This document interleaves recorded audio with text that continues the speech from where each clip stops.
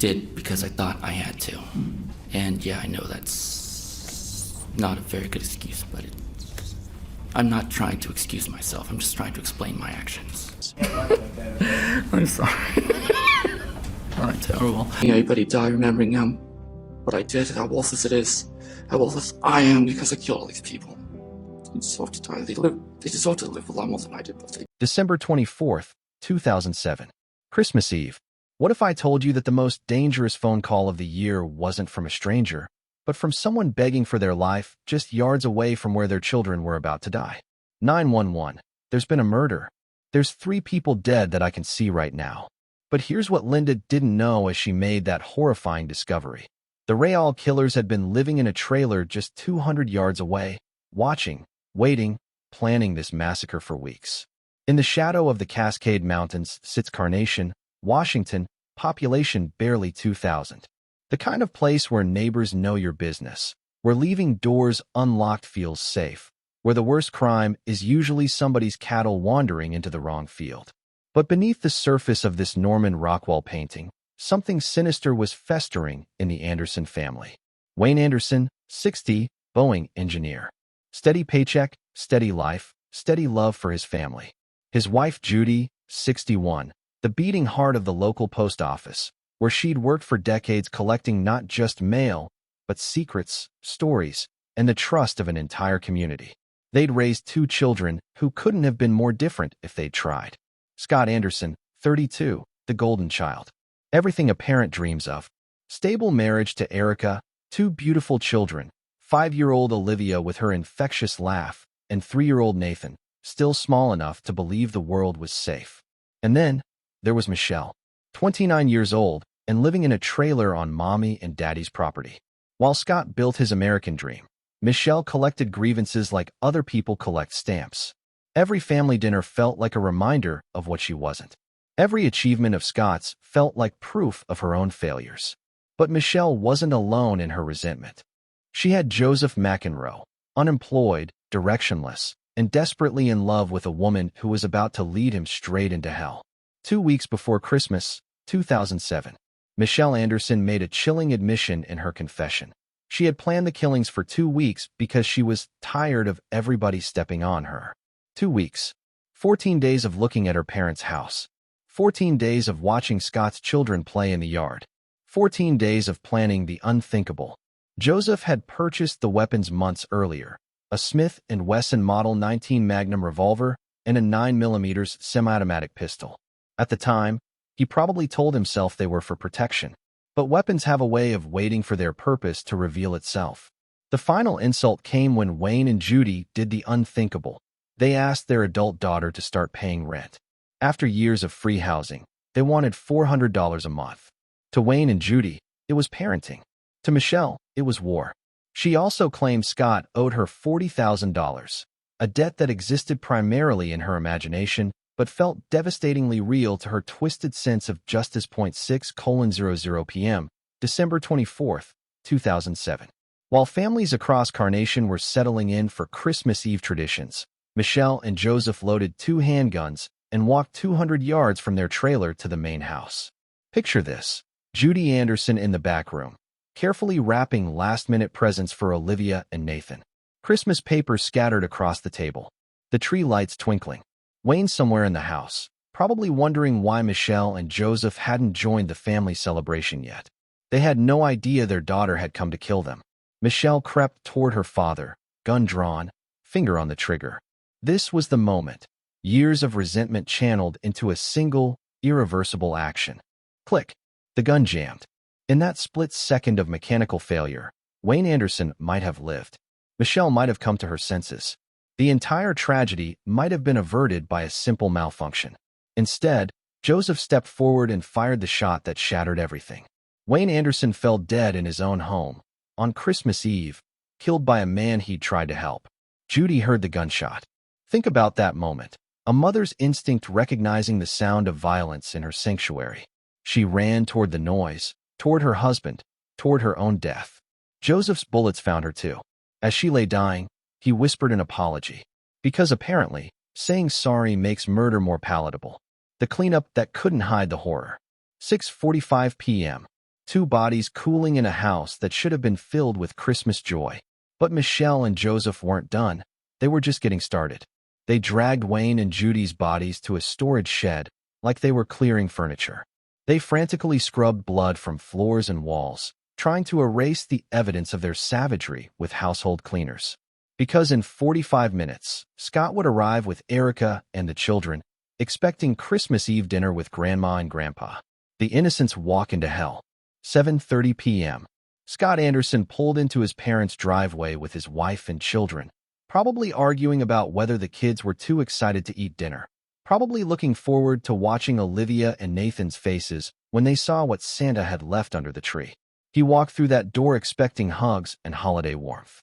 Instead, he found his sister pointing a gun at his chest. Michelle fired 4 shots at her own brother. 4.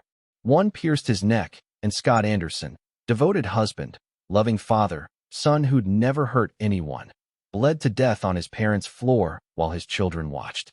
But Erica Anderson wasn't going down without a fight. Shot twice, bleeding, probably in shock, she spotted a cordless phone. While Michelle and Joseph debated what to do next, Erica crawled behind a sofa and dialed 911. The bravest phone call of her life lasted only seconds. Hello? Hello? Hello? Joseph ripped the phone from her hands, crushed it under his boots, destroyed the batteries. But it was too late. The call had connected. Somewhere in a 911 dispatch center, an operator was wondering why someone in Carnation had called for help and then gone silent. Erica begged Joseph not to hurt the children. She spent her final moments not pleading for her own life, but trying to save Olivia and Nathan. Joseph's response was a bullet to her head. The most horrifying decision. 8 p.m. 4 adults dead. 2 children, ages 5 and 3, witnesses to the destruction of their entire family. Most people would assume that's where the horror ends. Most people would be wrong. Michelle looked at her niece and nephew. Children she'd watched grow up. Children who'd called her Aunt Michelle. Children who trusted her and saw only a problem to be solved. They were witnesses. They could testify. They might remember. Michelle told Joseph they had to kill the children. Joseph, who'd already murdered 4 people, hesitated at this. Even in his moral collapse, something inside him recoiled at the thought of shooting children. But Michelle's twisted logic was relentless. The kids would be scarred for life by what they'd witnessed. Killing them was almost merciful. The rationalization of monsters. Joseph shot 5-year-old Olivia first. A whispered apology, then a bullet that ended a life that had barely begun.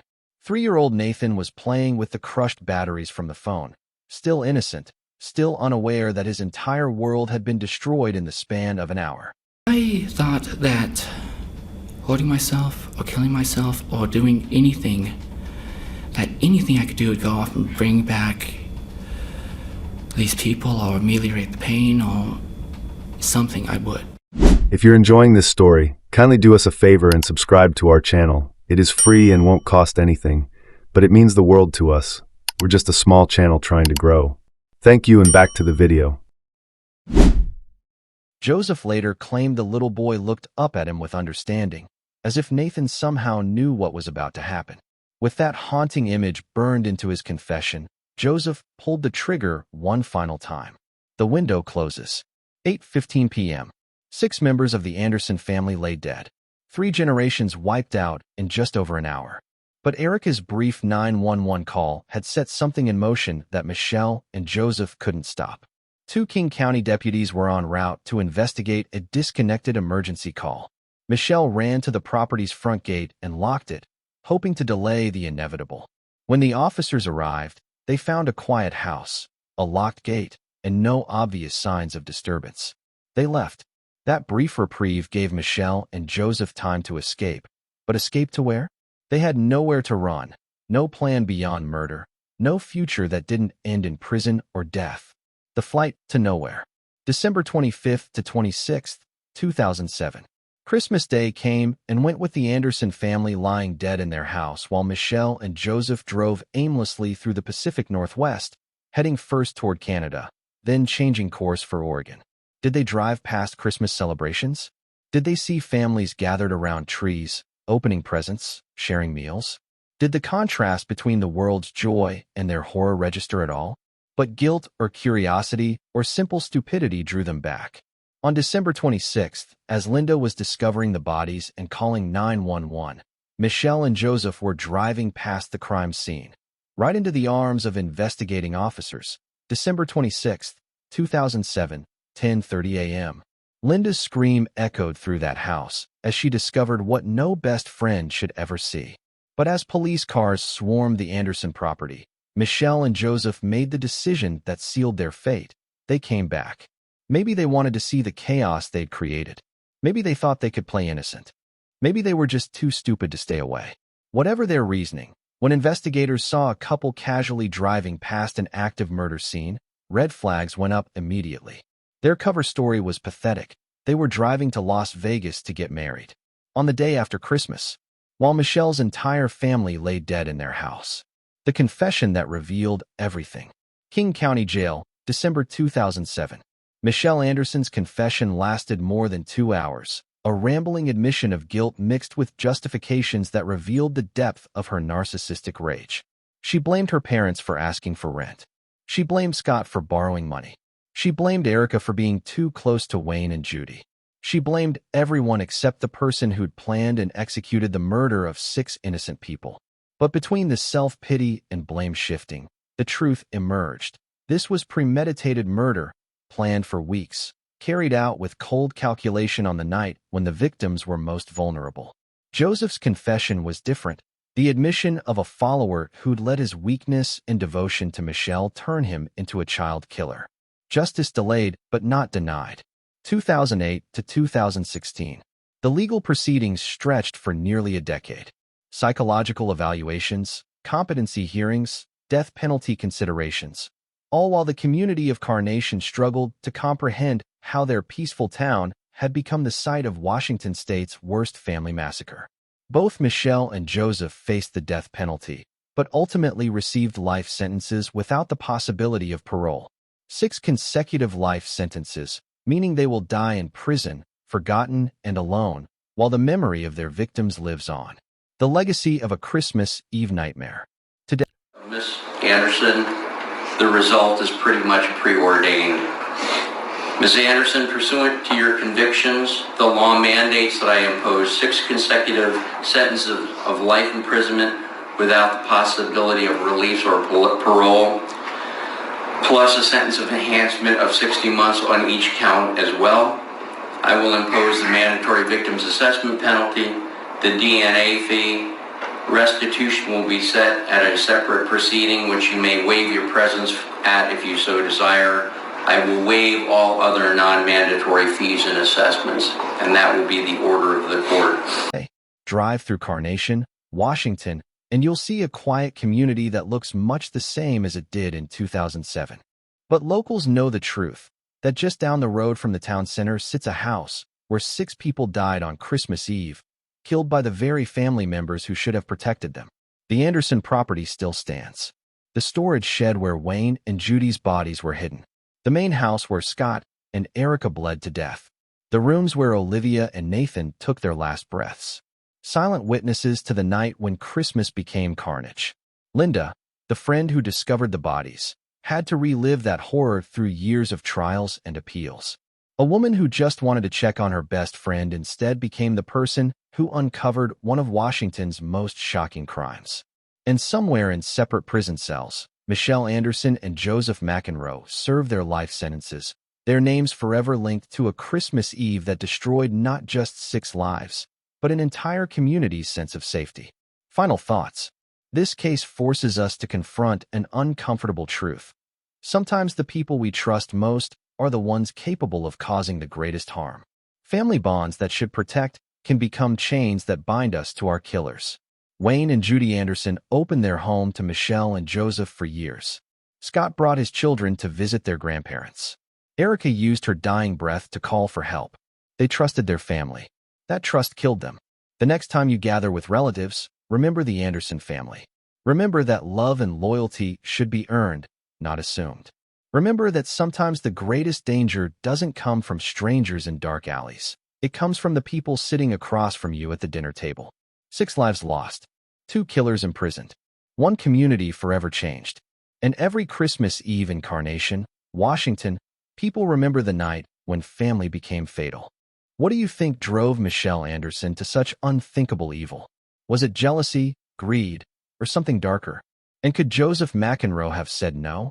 Or was he as much a victim of manipulation as he claims? Share your thoughts. But remember, somewhere in prison, Michelle Anderson might be reading them, still blaming everyone but herself for the Christmas Eve massacre that destroyed her family and devastated a community. If you're enjoying this story, kindly do us a favor and subscribe to our channel. It is free and won't cost anything, but it means the world to us. We're just a small channel trying to grow.